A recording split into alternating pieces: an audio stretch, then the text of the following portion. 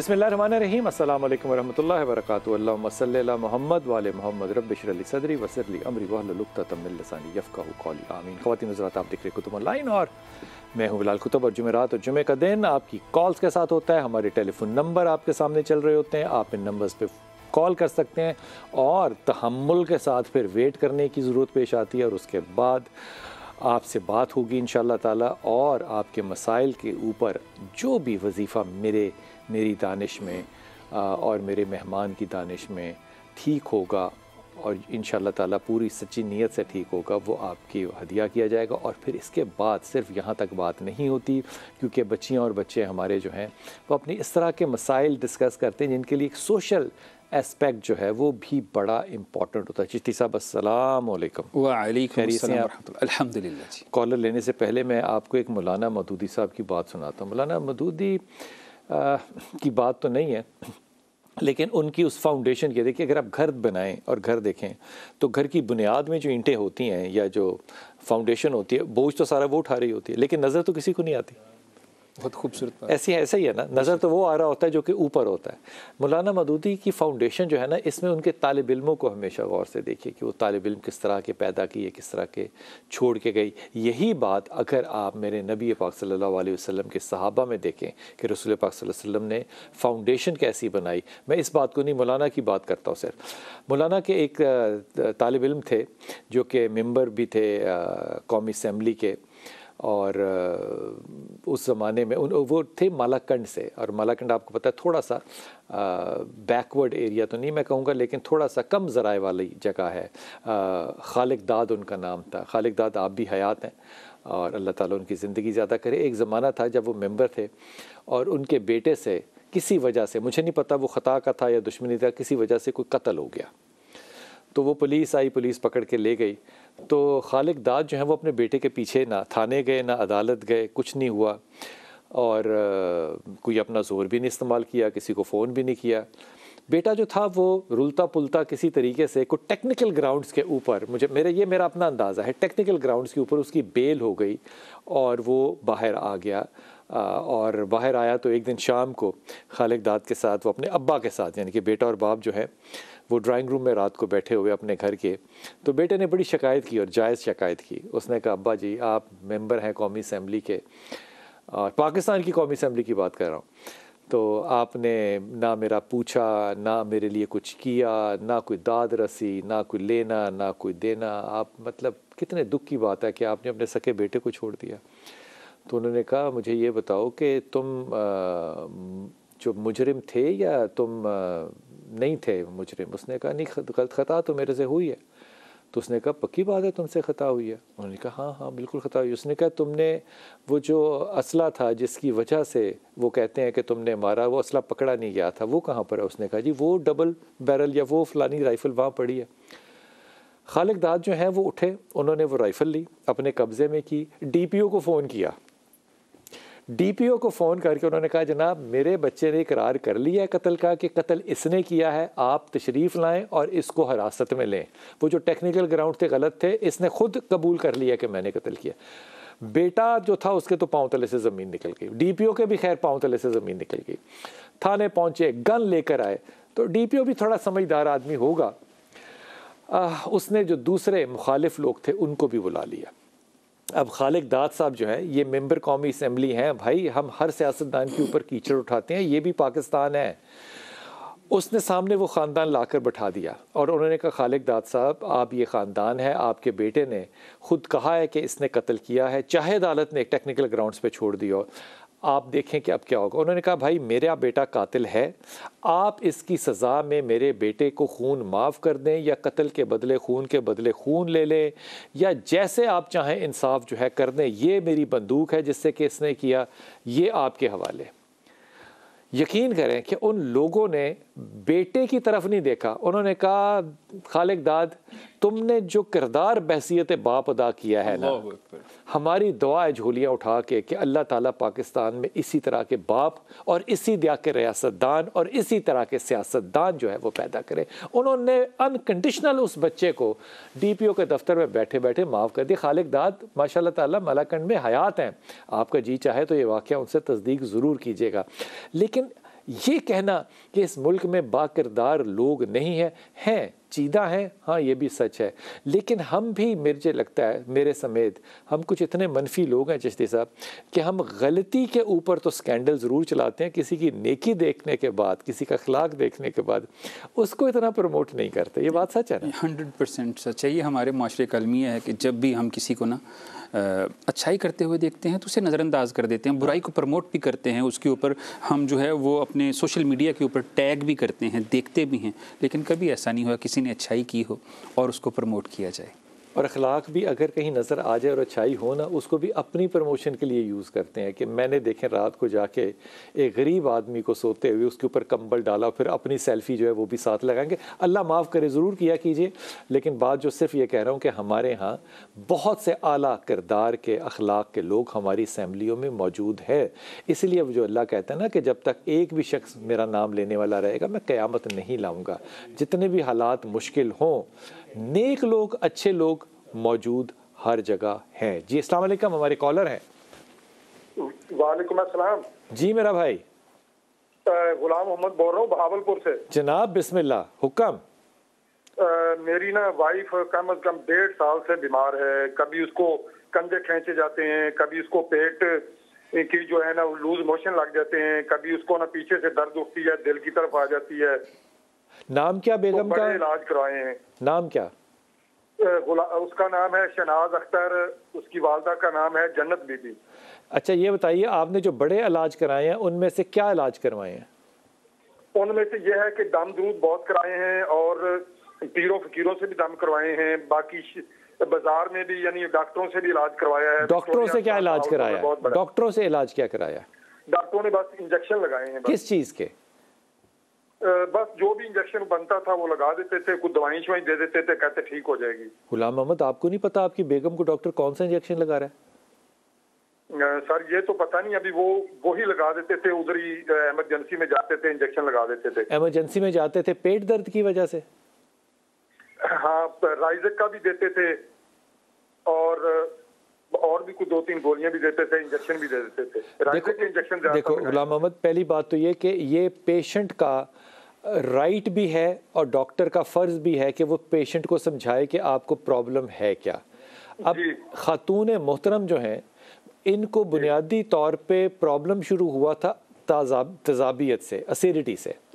वो बढ़ता बढ़ता हो गया अल्सर में डेवलप, उसके बाद इनको हो गया IBS, इरिटेबल बाउल सिंड्रोम।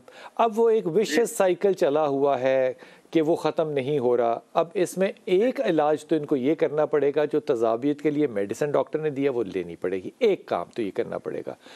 दूसरा काम जो ये खुद कर सकती हैं वो ये है कि हर तरह का अनाज जो है, अनाज में क्या क्या आता है, आटा हो, चावल हो, जो मर्जी हो, ये हर तरह का अनाज अपने खाने से निकाल दें, एब्सोल्युटली निकाल दें। 6 महीने के लिए, इससे कम नहीं, 6 महीने के लिए एब्सोल्युटली निकाल दें। और जो इन्होंने खाना है वो अंडे हैं, वो मछली है, वो चिकन है, वो देसी घी है, वो टींडे, घिया, तोरी, कद्दू, ये सब्जियां। उन्होंने साग नहीं खाना, टमाटर नहीं खाना, बाकी जो मैंने चीज़ें बताई हैं सिर्फ इन पे। अब बेगम की ये मुसीबत ना सुनना कि मैं फिर पेट के में परा, उनका भाई या तो बीमार रहा या ढिड पर, बस ये चीज़ें खानी है। 6 महीने बाद जब अल्सर ठीक होगा, IBS ठीक होगा, शील फील नॉर्मल। अब ये IBS जो है ये दम दरूद से ठीक नहीं होगा। मैं नहीं कहता कि दम बहुत काम करता है, लेकिन जो चीज़ टेक्निकली फॉल्ट दे रही है और वो फॉल्ट सारा आप अपने मुंह से अपने जिस्म के अंदर दाखिल कर रहे हैं, वो भी तो ठीक करना चाहिए ना भाई। ये बात समझ में आती है? जी आ गई, बिल्कुल सर। एक सवाल और है छोटा जी सा। जी। मेरी भतीजी है, 11 साल की है, उसको दौरे पड़ते हैं, आंखें लाल हो जाती है, मतलब कि उसको साया है। नहीं, पहले ये बताओ कि वो जो दौरे पड़ते हैं उसमें वो गिरती है? जी उसमें गिरती है, आंखें लाल हो जाती हैं। एक सेकंड, आराम मेरे सवालों का जवाब देते। जो हाथ पांव मुड़ते हैं? जी हाथ पांव खींचे जाते हैं। ठीक, कितनी देर के लिए रहता है ये दौरा? ये थोड़ी देर के लिए रहता है, यानी 5 मिनट 10 मिनट, बस 5 6 7 8 10 मिनट से ऊपर नहीं जाता। उसके बाद उसको याद होता है जब वो वापस आती है? जी बिल्कुल बताती है। मेरे साथ 2 लड़कियां हैं, उनका नाम सीता है और मीता है। वो मुझे मतलब कहती हैं कि मैं, आप लोगों ने मेरे बंदे मारे हैं तो हम आप लोगों का घर तबाह कर देंगे, आपकी माँ को भी मार देंगे, इस तरह करती है। इसकी अम्मी का और अब्बू का क्या नाम है? उसके अब्बू का नाम है जफर इकबाल। और वालदा का? वालदा का नाम है खालदा परवीन। अच्छा, 11 साल की बच्ची को माँ बाप का ये ख्याल है कि कोई असरात हैं? जी ऐसे ही कह रहे हो ना? जी, अनम जफर है उस बेटी का नाम जो 11 साल वाली है। अभी तक अनम जफर को आप किसी भी डॉक्टर के पास लेकर नहीं गए? जी डॉक्टर के पास नहीं लेकर गए। ओके, पहली बात तो ये कि चाइल्ड साइकाइट्रिस्ट के पास आपने इनको लेकर जाना है, चाइल्ड साइकाइट्रिस्ट के पास, क्योंकि अगर तो वो कहती ना मुझे मेमोरी नहीं है, ये मेमोरी विवर्ड है, या मुझे ये 2 औरतें नज़र नहीं आती, फिर मैं इसको सीजर समझता।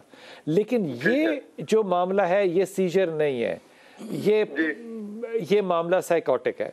इसलिए साइकाइट्रिस्ट, चाइल्ड साइकाइट्रिस्ट अलग होते हैं, उनके पास लेकर जाओ। बस एक काम अपने लिए करना और एक काम उनके घर के लिए भी बताना। उन्हें कहना कि सूरह रहमान लगाकर अंधेरा करके खामोशी के साथ सारा घर जो है वो सुना करे, आप भी सुना करें। इसके भाई की भी यही हालत है। उसके 5 ऑपरेशन करवाए हैं, बाजू टूट गया, गुट, 18 साल उसकी उम्र है और 5 ऑपरेशन करवा चुके हैं, पीप खत्म नहीं होती। गुट टूट गया, 5 ऑपरेशन करा चुके हैं? जी 5 दफा ऑपरेशन करवा चुके हैं और गुट के साथ एक हड्डी होती है अंगूठे वाली साइड की, वो टूटी हुई है। देखो बेटा, ये रिकंस्ट्रक्टिव सर्जरीज है ना, ये अच्छे डॉक्टर कर सकते हैं। अगर 5 में कोई ठीक नहीं कर सका तो मैं क्या कह सकता हूँ? वो कह रहे पीप पड़ जाती है। 1000 के इंजेक्शन जो 1100 रुपए का है, सुबह शाम लगवाया। वो जो पीप पड़ती है वो जख्म को हिफाजत से ना रखने की वजह से पड़ती है ना? नहीं सर जी, ऐसा तो कोशिश हम करते हैं पूरी सर के, उसको मतलब कि पट्टी रोजाना करवाते हैं। ये 4 माह हो चुके हैं इसको। अच्छा, आखिरी बात आपसे कहता हूँ, देखो जब कोई पीप पड़ रही है ना तो इसका मतलब है कि कोई बैक्टीरियल इन्फेक्शन है। ये भी हो सकता है कि पट्टी सही ना हो, ये भी हो सकता है कि उंगली से दवाई लगा रहे, कुछ भी हो सकता है, लेकिन पीप इसी वजह से पड़ेगी। इन दोनों केसेस का, इन दोनों बच्चों का ताल्लुक जो है ना वो किसी सूरत में रूहानी नहीं है, क्योंकि बच्चे हैं। इसलिए मैं आपको 2 टोक बात बता रहा हूँ, बच्चों की ज़िंदगी को ख़राब मत करना। जी अस्सलाम वालेकुम याकूब भाई। क्या है जी? जी अल्लाह का शुक्र है। बिलाल भाई कैसे आप? खैरियत से? अल्लाह का करम, अल्लाह का करम याकूब। बहुत शुक्रिया, आपने मुझे टाइम दिया, इसका बहुत बहुत शुक्रिया आपको। सबसे पहले अल्लाह ताला आपको अपने हिफ्ज़-ए-ईमान में रखे, आमीन सुम्मा आमीन। तो अभी आप जो पहले बात कर रहे थे किसी बंदे से, मैं सुना था सर जी। हाँ। तो एक साइकाट्रिक प्रॉब्लम मुझे भी है, लेकिन उससे बढ़ के जो है इस वक्त मेरा तल्लुक गिलगित नगर सब डिवीजन जो है, अच्छा, तो वहाँ का है। तो अर्ज आपसे ये करना चाह रहा था कि मेरा एक बांजा है, वो इस वक्त यूनिवर्सिटी में ज़र तालीम है ना। अच्छा, हाँ, तो ज़र तालीम है, तो उसको इस्तेमा का सीवियर अटैक है। किसका? उस बांजे को ना, मेरे बांजों को इस्तेमा जो है दमा, उसका बहुत दमे का अटैक है उसको। जी दमे का। अच्छा, तो आप तो दुनिया के 200 ममालिक आपको देख भी लेते हैं और आपको पढ़ भी लेते हैं ना। हाँ। तो इस मुल्क के अंदर या बाहर, इस मुल्क से बाहर कोई ऐसा बंदा नहीं है जो आपको न जाने। इंतहाई कसम पुरसी की हालत में है, जो गुज़श्ता 7 दिनों से जो उसकी माँ है। लेकिन याकूब मुझे ये बताओ, दमा एलर्जी होता है और दमे का इलाज पाकिस्तान में छोटे से छोटे अस्पताल में भी डॉक्टर कर सकता है। एग्जैक्टली, बहुत हमने कोशिश की सर जी, बिलाल भाई, हमने बहुत कोशिश की लेकिन हो नहीं रहा वो। तो सुना है ये सुना है कि उसके अंदर, लाहौर के अंदर ही एक बहुत बड़ा डॉक्टर है। आप यकीन जानिए कि अब क्या कहे, अब तो बात आपसे छट गई है तो खुल के बात आपके से करनी है। तो उन्होंने अपनी जो है ना, वो उनका जो वालिद है वो यहाँ किसी यूनिवर्सिटी में एज ए गार्ड काम कर रहा है, तो उसको 28 से 30 हज़ार रुपये मंथली मिलते हैं। हाँ। तो हवा में ही उठ जाते हैं, उनकी फीस, किराया, ये वो, ठीक है ना सर जी। तो आपको वहां से लाहौर आने की जरूरत नहीं है। जी, आप किसी भी DHQ हॉस्पिटल में जाएंगे, कोई भी जनरल फिजिशियन जो है वो अस्थमा का आपको इलाज बताएगा। ये तकरीबन 7 सालों से कोशिश कर रहे हैं लेकिन हो नहीं पा रहा है। ये कैसी बात है? आपके करीब ज्यादा इस्लामाबाद है? जी जी सही बात है। आप इस्लामाबाद तशरीफ ले जाएं। ये ऐसा दमा ऐसी चीज़ नहीं है जिसका सोल्यूशन ना हो। एक तो दो चीज़ें होती है ना, एक तो इलाज है, दूसरी बात है कि एलर्जी किस चीज़ से है। डस्ट से हो सकती है, पोलन से हो सकती है, किसी भी चीज़ से। आप बेहतर जानते हैं इसमें एलर्जी भी इन्वॉल्व है, लेकिन जो है ना एलर्जी सीवियर है इस वक्त, वो हिल नहीं सकता है, जुल नहीं सकता है इस वक्त, काफी तकलीफ है बिलाल भाई इनको इसमें। अच्छा मुझे ये बताइए कि मेरे से आपको क्या मदद चाहिए, मुझे ये फरमाइए आप।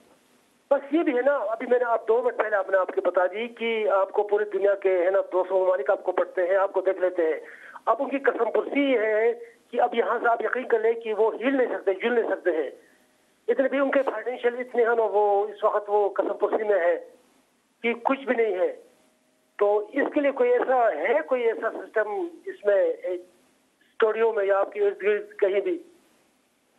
हाँ देखो, यहाँ से आप मेरा नंबर ले लो, फ़ोन कर लोगे, अगर कोई हेल्प चाहिए तो मैं उसकी हेल्प कर दूँगा। लेकिन मैं इस बात को तस्लीम नहीं कर सकता कि किसी भी DHQ में एक आम मेडिकल फिजिशियन जो है, सिर्फ MBBS वाला जो है, वो इसका इलाज नहीं कर सकता। ये समझ में नहीं आती बात, क्योंकि दमा एलर्जी भी हो सकता है, जेनेटिकल भी हो सकता है, बहुत मसाइल हो सकते हैं, कोई और भी मसला हो सकता है, लेकिन वो सोल्यूशंस पॉसिबल हैं मेरा भाई। इसलिए नौजवान आदमी हिल नहीं सकता दमे की वजह से, इसका मतलब है कि कोई डायग्नोज में के अंदर कोई प्रॉब्लम डेफिनेटली है। आयत करीमा पढ़ने को दीजिए बच्चे को, और अगर आप कांटेक्ट करेंगे तो मैं जो भी मदद कर सकूंगा आपकी मैं ज़रूर करूंगा इंशाल्लाह। जी शगुफ्ता, अस्सलाम वालेकुम बेटा। वालेकुम अस्सलाम, मेरा नाम शगुफ्ता है, मैं डॉक्टर शबीरिया रावलपिंडी से बात कर रही हूँ। तो सर मेरी ये है कि मैं 10 साल हो गए मेरी शादी को ना, औलाद नहीं है और मियाँ बड़ी उम्र के हैं। मुझे आज 10 साल हो गए मम्मी के घर रह रही हूँ, मुझे अपने घर नहीं लेके जा रहे हैं, ना कुछ नाम कर रहे हैं, तो मैं बहुत परेशान हूँ। मेरे माँ बाप फोत हुए हैं ना, तो मेरा कोई और आसरा नहीं है। वो तो आपके शौहर की उम्र आपसे आपकी कितनी उम्र है और शौहर की कितनी उम्र? मेरी तकरीबन 38 साल है, 36-37 होगी, 38 पूरी नहीं है। अच्छा। तो मियाँ साहब की तकरीबन 68 है ना। तो आपने क्यों की शादी शगुफ्ता? बस माँ बाप ने सब कर दी थी। नहीं, माँ बाप की शादी तो हुई थी ना, आपने क्यों की? मैं बता क्या, मेरे अब्बू फोत हो चुके थे। मेरे तो आपने अपनी मजबूरी के तहत कर ली ना शादी? जी जी बिल्कुल यही बात है, मजबूरी के तहत कर ली ना, कि मेरा भी कोई चक्कर चल जाए, कोई रोटी शोटी का, कोई पैसों का कोई सिलसिला, कोई घर का बन जाए। जी बिल्कुल यही बात है। तो अब इसके ऊपर उंगली तो नहीं उठा सकते ना, आपके उसकी उम्र 60 साल है जी। उस वक्त आपने लालच की। मैंने बस यही समझा था, लेकिन मुझे ये तो नहीं था कि मैं सारी जिंदगी अपने माँ के घर रहूंगी। अब वो 10 साल से आप यहाँ पर क्यों हैं, ये मुझे ये बताइए वजह। वो मुझे साथ नहीं लेके जाते हैं। वजह शगुफ्ता, वजह बीवी को वजह तो पता होगी ना। मेरा नाम स्क्रीन पे शो ना कर रहे, वो वजह ये है कि उन्होंने अपने घर वालों से ना छुप के शादी की थी, तो उनके बच्चे शादीशुदा, उनकी बीवी फोत हुई थी, बच्चे सारे बड़े मेरी एज के हैं। तो वो मुझे तो मेरा बेटा तुम्हारे साथ कोई धोखा हुआ था या सब कुछ पता था? पता था ना शगुफ्ता, तो फिर ये एतराज कैसे आपका बनता बेटा? लेकिन मैं देखे ना, दाल नहीं गली, स्क्रीन से मेरा नाम स्क्रीन से हटा दे। मैं मामला स्क्रीन का नहीं है, आपने कॉल किया है, मैंने थोड़ी आपको कॉल किया है। जी जी मैंने तो दाल नहीं गलने का मतलब ये कैसे है? अब दाल नहीं गली, आपके साथ कोई धोखा नहीं हुआ। अब वो बच्चों के ऊपर भी बात आ गई, अब वो मुझे लेके नहीं जाता। आप बीवी हैं कि नहीं है? आप हैं बीवी, एक मसला बताओ कि वो क्यों नहीं आपको अपने साथ रखना चाहता? बस वो सिर्फ आते हैं तकरीबन हफ्ते में 1 या 2 दफा आते हैं बस इधर रहने के लिए, उसके बाद वो बिल्कुल नहीं आते हैं। हफ्ते में कितनी दफा आना चाहिए उसको आपके पास? 2 दफा आते हैं, फिर आप कह रही हो 10 साल से मेरे मिलता नहीं है। उसने अपने पास नहीं रखा हुआ, ये सच्ची बात है ना। जी जी। तो शगुफ्ता तुम कितनी उम्र में सच बोलना शुरू करोगी मेरे बच्चे? मैंने झूठ तो कुछ नहीं बोला है। मेरे बेटे वो तुमसे अलग नहीं हुआ, उसने तुम्हें सिर्फ अपने घर में नहीं रखा हुआ। खर्चा देता है या नहीं? राशन पानी ला देता है और बिजली गैस के बिल देते हैं, लेकिन मुझे प्रॉपर जो मेरी जेब है के लिए मुझे चाहिए, मुझे जरूरियात के लिए, मेरी बीमारी के लिए। 38 ईयर्स में तुम्हें क्या बीमारी लगी हुई है शगुफ्ता? मेरा एक तो ऑपरेशन हुआ था, पित्ते का होना है, शगुफ्ता ना कर ऐसे, इस तरह नहीं कर, इस तरह नहीं कर, इस तरह किसी की भी तजलील नहीं करते। वो जी उम्र ज़्यादा है, मेरी उम्र के बच्चे, तो आप ना करती शादी आपने कर ली, फिर आपने कहा मैं 10 साल से अलग हूँ, आप 10 साल से अलग नहीं है, वो आपको आता है, विज़िट करता है आपको, फिर आप कह रही हैं कि वो मेरी ज़रूरतें नहीं पूरी करता, वो बिल सारे देता है, ख़र्चा वो आपका उठा रहा है, कम उठा रहा है, आपकी ख्वाहिश के मुताबिक नहीं उठा रहा। आप ज़िंदगी में कब सच बोलेंगी? माफ़ी के साथ। खुद फरेबी है हुजूर। ना करें ऐसा बेटा, मत करें। एक उम्र होती है, इंसान को उस उम्र के बाद ढलना पड़ता है, ढलना पड़ता है। जब तक इंसान अपने मजाज में बुढ़ापा तारी ना करे, उसके अंदर तकब्बुर का जानवर नहीं मरता। खुदा के वास्ते वापस आके आपसे बात करता हूँ।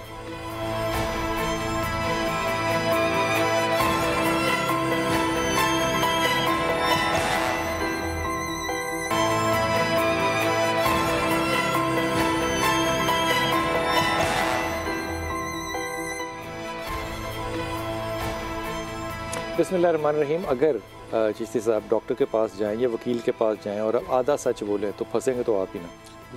इसलिए मुर्शिद के पास जाके भी ना आपको पूरा सच बोलना चाहिए, आधा नहीं। जब लोग कॉल करते हैं, वो बहनें हों या भाई हों या बेटे हों या बेटियाँ हों, हम उनसे बाकायदा पूछ लेते हैं। अगर आप अपना नाम ऑन एयर नहीं करना चाहते तो हम उनका नाम ऑन एयर नहीं करते, लेकिन एक दफ़ा आप हमें कह दें आपकी मर्ज़ी हो ऑन एयर करने की, फिर आता है।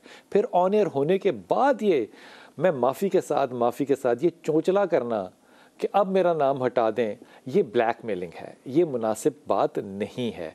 और मैं तो बड़े ही अदब के साथ, यकीन कीजिए, मामलात को निभाने की कोशिश करता हूँ, लेकिन it is very difficult even for us कि हम यहाँ बैठें, आपसे बात करें, मैं यहाँ बैठूँ और आपसे बात करूँ, और उसके बाद मुझे पता हो कि ये झूठ जो है ये ब्लैकमेलिंग की तरफ जा रहा है, और उसके बाद भी मैं आपसे कहूँ कि जी बताइए, ये मसनद के मुनासबत से दुरुस्त नहीं है। यहाँ पे एक और बात बिलाल साहब मैं अर्ज़ करना चाहता हूँ, ये हमारे माशरे का ना एक बड़ा ही अजीब व गरीब किस्म का सानिया कह है या अलमिया कह लें कि हम फतवा लेने जाते हैं तो अपनी मर्ज़ी का फ़तवा लेने के लिए हमारे बयान अपनी मर्ज़ी के होते हैं।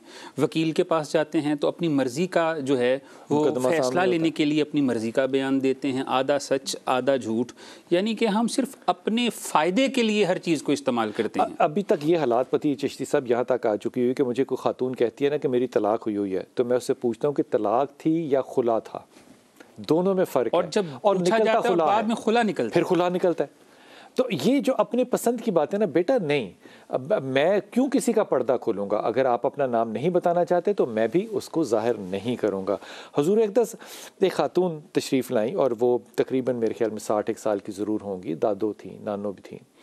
तो उन्होंने कहीं बहुत ही ज़्यादा अच्छे चाहने वाले से सिफारिश बरतानिया से डलवा के, तो उन्होंने कहा कि मुझे खुला वक्त चाहिए मिलने के लिए। अगर मेहमान आए हों तो आप ज़्यादा से ज़्यादा किसी मेहमान को आधा घंटा दे सकते हैं, बाकी लोग इंतज़ार कर रहे हैं।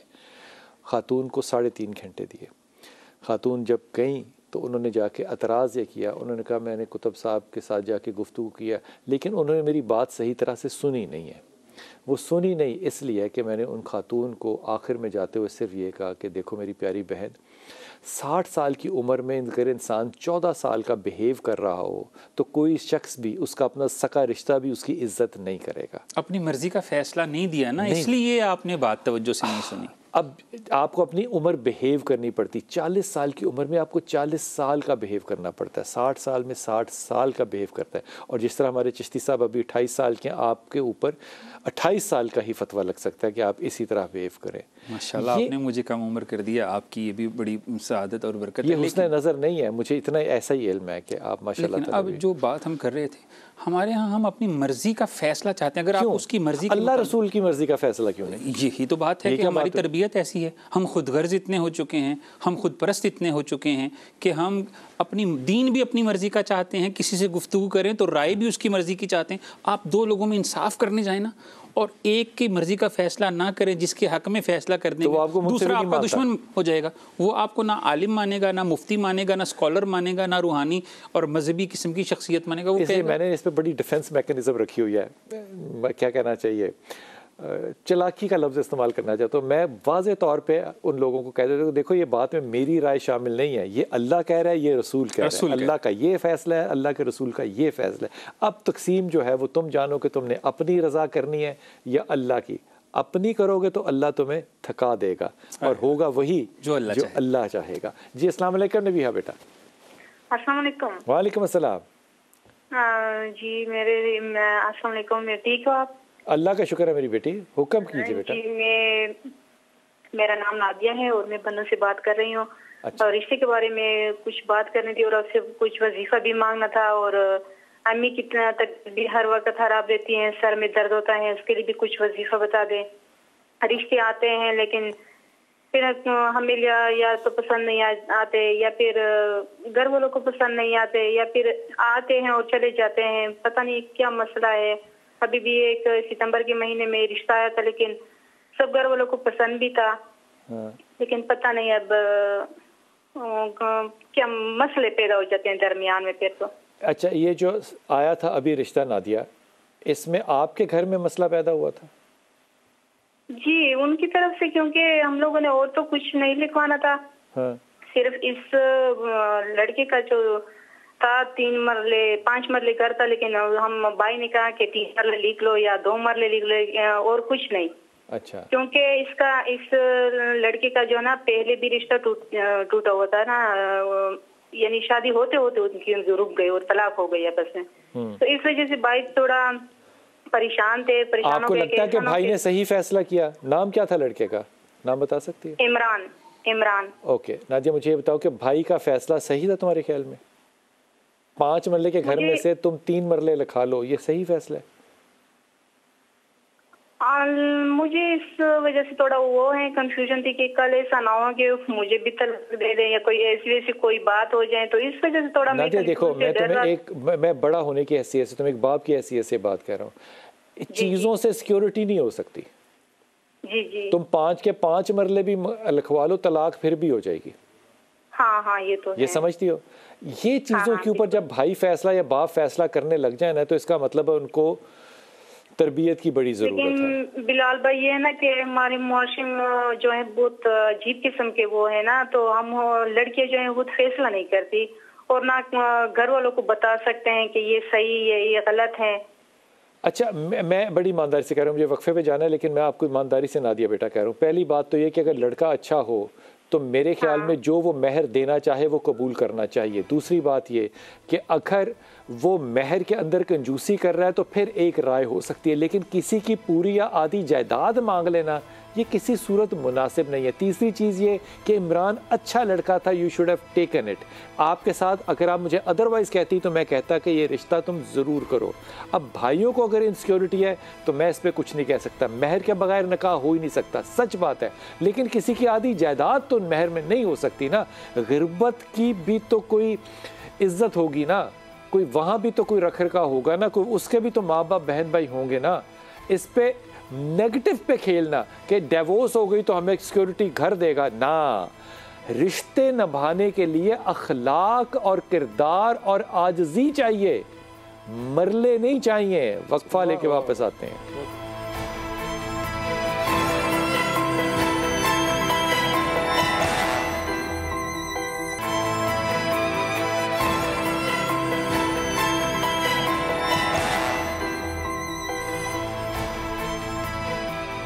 बिस्मिल्लाहिर्रहमानिर्रहीम। चिश्ती साहब, मेरा अपना ज़ाती ये ख्याल है कि जब अच्छा रिश्ता आए तो ख़ानदान को देखना चाहिए, लड़के को देखना चाहिए, लड़की को देखना चाहिए और मजाज को देखना चाहिए और हलाल रिज़्क को देखना चाहिए।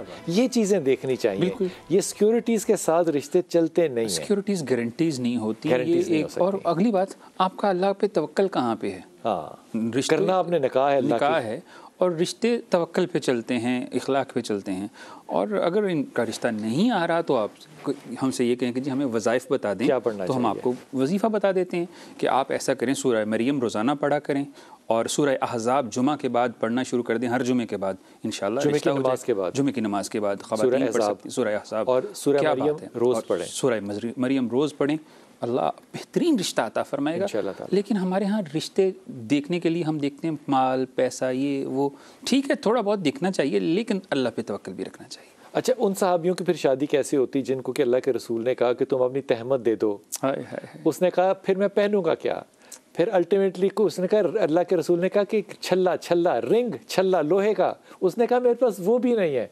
तो फिर अल्टीमेटली सिनेरियो किस पे हुआ? महर पता है क्या तय हुआ? कुरान सिखाने पे, कि मुझे आता है मैं इसको कुरान सिखाऊंगा, ये कुरान की आयतें हैं। तो ऐसे रिश्ते चलते भी हैं और वो मिसाल भी होते हैं। शाहजी 1450 साल के बाद उन सहाबी का तज़किरा हो रहा है, मिसाल भी होती है। ये अल्लाह जिंदा रखता है, ये वो ज़िंदगी है जो कि अल्लाह फिर हमेशा की अता करता है। क्योंकि जब अल्लाह से आप मोहब्बत करते हैं तो ऐसे वो फिर फरमाया वो मैं यत्तक़िल्लाह यजअल्लाहु मख़रजा व यरज़ुक़हु मिन हैसु ला यहतसिब। जो अल्लाह पर तक़वा, अल्लाह से डरता है, भरोसा करता है, अल्लाह उसे वहाँ से रिज़्क़ देता है जहाँ से उसका गुमान भी नहीं होता। रिज़्क़ के लिए एक वजीफ़ा भी बता दें। रिज़्क़ के लिए वजीफ़ा बहुत ही खूबसूरत, सूरह मुज़म्मिल का आखिरी रुकू। जो कहते हैं जी हमने बड़े वजीफ़े कर लिए हैं, नहीं कुछ हो रहा, तो उनके लिए गुजारिश ये है कि सूरह मुज़म्मिल पढ़ना शुरू करें। कमाल है सूरह मुज़म्मिल और सूरह कौसर, ऐसे चश्मे खुलते हैं कि हर काम होता हुआ नज़र आता है। रिज़्क़ के लिए सूरह कौसर और सूरह मुज़म्मिल, ये कमाल मैंने देखा। इसकी तलावत के लिए कोई ख़ास वक्त या कोई ख़ास नमाज या खुला पढ़ना है? फजर की नमाज के बाद सूरह मुज़म्मिल, सूरह रहमान, सूरह यासीन का एक बड़ा सारा ना एक गुलदस्ता है। और अगर आप असर के बाद चाहें तो असर के बाद सूरह कौसर का विर्द किया जाए, सर चश्मे जारी होते हैं, रिज़्क़ आता है इंशाअल्लाह। अल्लाह अता वहाँ से करता है जहाँ से इंसान का गुमान भी नहीं होता। बहुत शुक्रिया चिश्ती साहब, बहुत शुक्रिया, बड़ी मेहरबानी। हुजूर अक़दस, अल्लाह तो हम जैसे नालायकों को अता ही वहाँ से करता है जहाँ से हमारा गुमान था ही नहीं कभी, यकीन कीजिए। लेकिन अल्लाह ताला जब रिज़्क़ देता है तो इसमें सबसे बड़ी बात यह है कि आपके अंदर आजिज़ी और झुकाव पैदा होना चाहिए।